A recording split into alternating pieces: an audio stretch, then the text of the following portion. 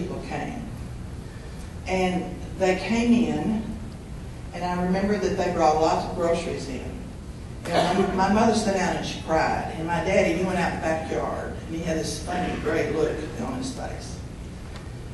And there was a woman there. She had to be short because I was just a little kid. White hair, purple lips. She smelled like tea rose perfume. Well, that stuff is, it's nice. And I remember her pulling me over to me, to her chest, and she had very large, soft bosoms. And my face was, and she had the back of my head, and she was patted, and she was saying, "Jesus loves you," and I was smothered. I'm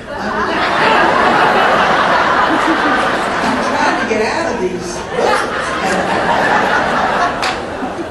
That was the kind of thing, but the only thing I remember is I'm smothering, Mama's crying, and Daddy ran out in the backyard. And they got around my brother, and they were dealing, and they were throwing, it looked like water or something on him, and they were screaming, and they were yelling, and they were holding their hands up in the air, and I thought they were hurting, and I was terrified. I ran out in the backyard. And when I came back in, and they were left, I went in to see if he's okay, and he said, "They have healed me. They prayed over me, they healed me, and I'm going to be able to walk. The first thing I'm going to do is chase you out the backyard." Well, I was tickled there, so I went into the living room shortly and sat down and waited for him to get up and come on. And of course, he never did. He was completely paralyzed. So, from that afternoon until I got in this program, there wasn't any God. And then the church people smothered you, and it was uncomfortable, and it made my daddy feel uncomfortable, made my mama cry, and I saw nothing. Absolutely nothing.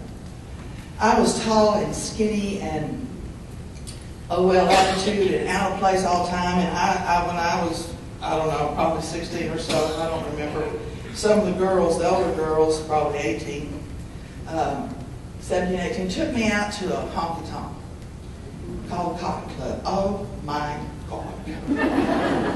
I fell in love the minute I walked in. It was excitement. There was noise. It was popping. And there was an old mall up there, and it was, had mirrors, and some of the mirrors was gone, and it was flipping around, and it was just, I loved it. And it was much like it is here. Alcoholics everywhere you look.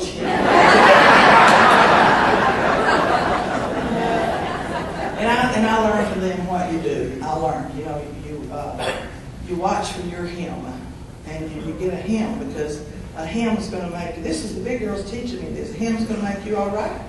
It's going to fix you.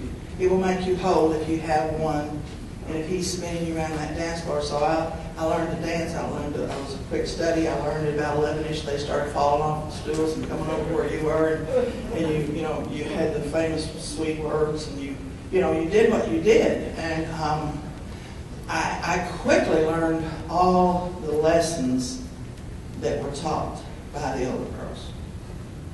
And I became a slut puppy hoe. I did. I learned how to do it, and what to do, and how to do it. I have a friend in the PG group, Catherine, and Catherine says this, and I wish Katie said it a while ago. She said that you learn so much after you get in the program, and I did. Catherine says when she was in bars, she would get the table that was right in front of the men's restroom. And she would sit there. So when the door opened, the light fell right on her. I wish I had thought about it. That's really... But I learned what to do, how to do it, and I was a quick study, and I knew if I got the perfect hymn, my life would change, it would be better. And, I'd take one home, and the next day they would escape. And what to do would go back out and try it again. I've heard alcoholics describe, I heard Angie describe it the other night, and I knew exactly what she's talking about. Her first drink, that the drink hit her feet, I believe she said, and started tingling and just went all up her body and just made her whole and complete. I knew exactly what she was talking about. That's exactly how I feel when an alcoholic whistling in my ear on the dance floor says to me, "Sugar, I need you."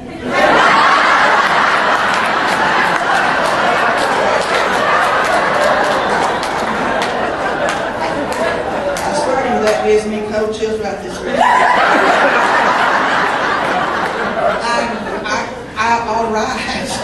All right. And I take you hostage, as you hear us say all the time. You're my hostage. I'm going to help you, boy. I'm going to set you on your feet, and we're going to go. We're going to be all right. And I did not know. I just didn't know. I was too stupid. No, I'm totally uneducated. I am a completely uneducated person. I dropped out of high school. And I'm out in these honky-tonks and bars, and I'm looking for the right hymn. You know, if I could just get the right one, if I could just get it all together.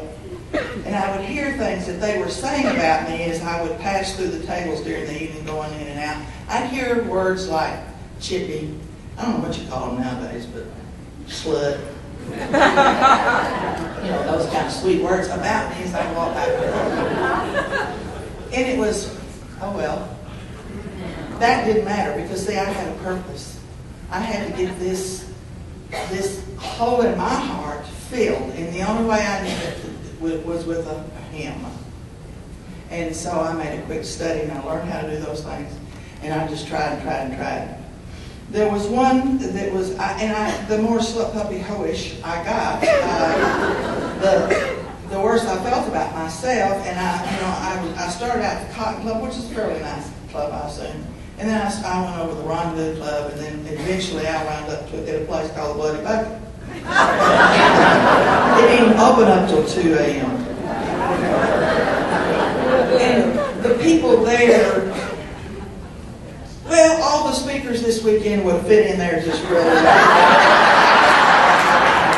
There was gangsters and prostitutes and thieves and, just boosters, and there's just all pimps. Any guns going off, and he diving under tables. I mean, it was so exciting. I just absolutely loved it. And there was one guy there, and one night he walked by, and he threw a $100 bill on my table. And I love an alcoholic swagger.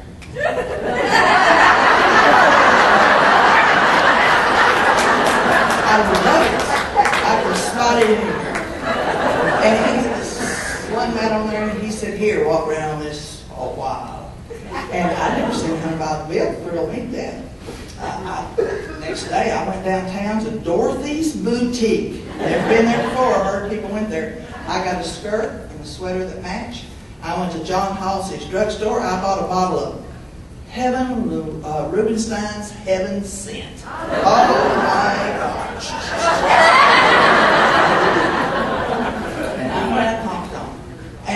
It was just fascinating me. He fascinated me. Now, he wore a gun here. And I was impressed. And he had lots and lots and lots of money. And that, I was impressed. And he got that because he was a professional bootlegger and he was a professional gambler. And that fascinated me. And we started having a meaningful relationship.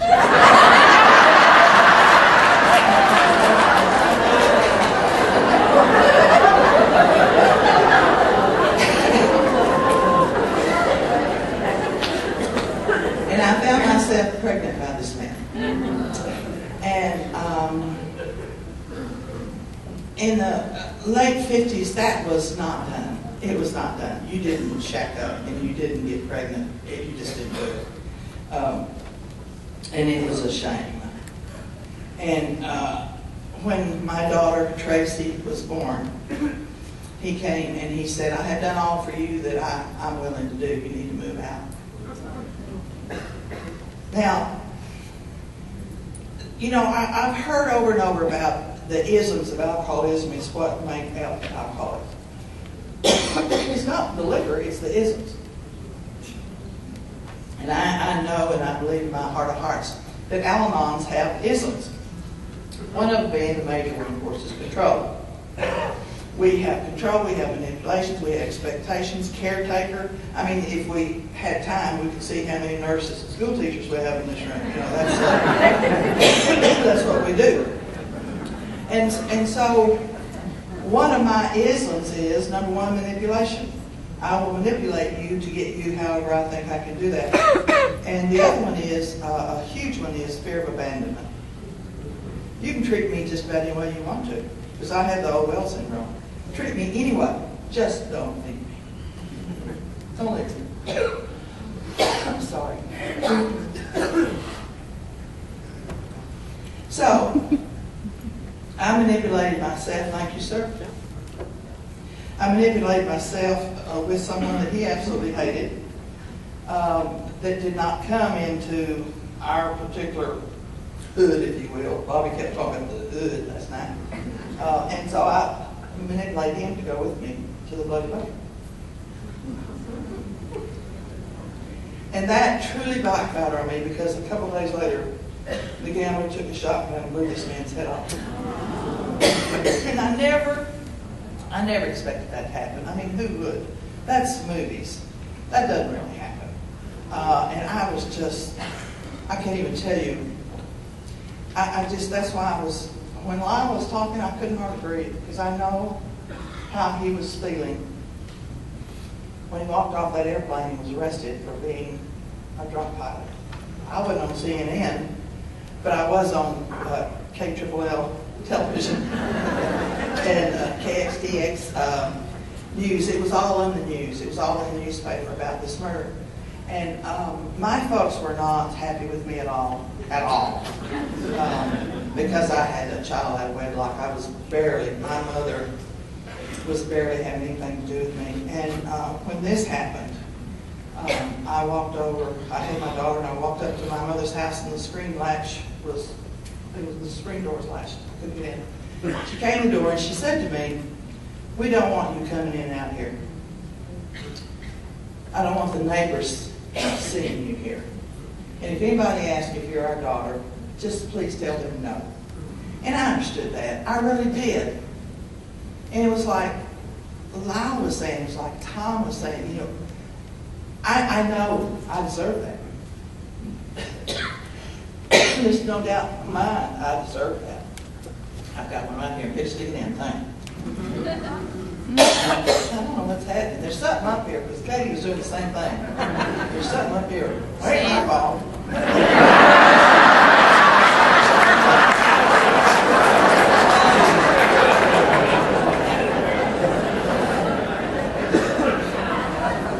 She had been elected to a Rebecca Lodge. That's the only place my mother went, was the Rebecca Lodge, because she took care of my brother 24/7.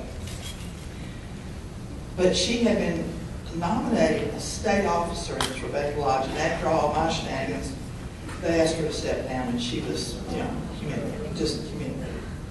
And so I said, "I understand, Mother," and I turned and walked away, fully knowing that I had shamed my family, and that I did not deserve to go in and out of that family, and they didn't deserve it. I went back to I lived in this little bitty tiny place in an alley. I went back over there, and I sat up all night. And I thought, what I need to do to change my life is go over to the rodeo grounds, get a cowboy. It was in the 60s, and cowboys did not tear up the drag carts, and they didn't burn flags or anything. They were all-American red-blooded men. So I would go over there, and I would get a cowboy, and then that's decent. That would be right. So that's what I did. Got a cowboy. He was a bull rider, and boy, he could get on the bull. Y'all know what I mean?